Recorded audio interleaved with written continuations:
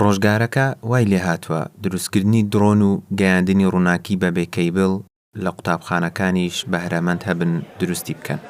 محەممەد و نڤار ئەو دوو قوتابیە بەهرەمەندن لە قوتابخانەی ئامادەی کوردستان لە هەولێر دەخوێنن کە یەکێکیان بیرۆکەی دروستکردنی درۆن و ئەوی تریان گواستنەوەی کارەبا بەبێ کەیبڵ و وایاری داهێناوە. نڤار غازی قوتابی پۆلی 11 ئامادەییە. سەرچاوەی بیرۆکەکەی لە زانای بەناوبانگ نیکۆلا تێسلای وەرگرتووە.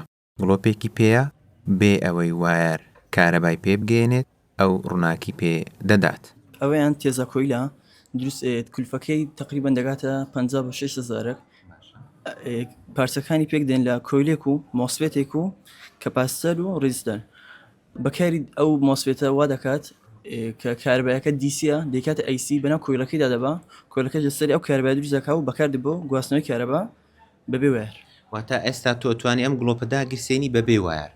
ئێستا ئەوە لێ نزیک دەکەوێت هیچ وایەرێک پێوە بێت لێ نزیک دەکەوە کارەبایەکە پێ دەبێت گلۆپەکە پێ دەبێت. ئەگەر یارمەتیدان توانم گەورەتر و کەم و ئیفیشنسیەکەی زیاتر کەم و هەروەها لۆستەکەی کەمتر کەمەوە کە بە شێوەیەکی باشتر بتوانین کارەبایەکە بگوازیەوە. قوتابیەکی دیکە درۆنی دروست کردووە کە توانای فڕینی نزیکەی 40 مەتری هەیە.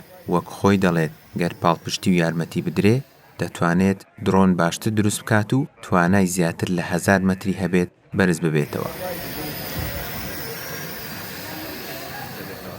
بەرزبوونەوەی وڵا عەسەب شەبەکە هێلانێ 30 مەتر 40 مەتر هالە برندی بەرز دەبێت.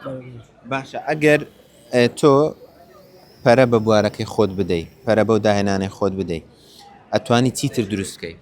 وڵا نارم شتێکی دروستکەم بچتە شاخ و داخی شوان ڕزگار بکە یان شاخەوانان مەسەڵەن ئەگەر لە چای گیر و شتەکە گەورەترە بچی یارمەتی بدە بهین تۆ. ئەم دوو قوتابیە گەرچی نمرەیان زۆر بەرز نییە لەوانەکان، بەڵام لە ڕووی زانستیەوە خاوەنی بارەیەکی زۆر تایبەتن و کەموێنن. ئەمە قسەی بەڕێوبەرەکەیانە. سەلمێنرا حەز و خولیای سەرکەوتن نمرە نایپێوێت.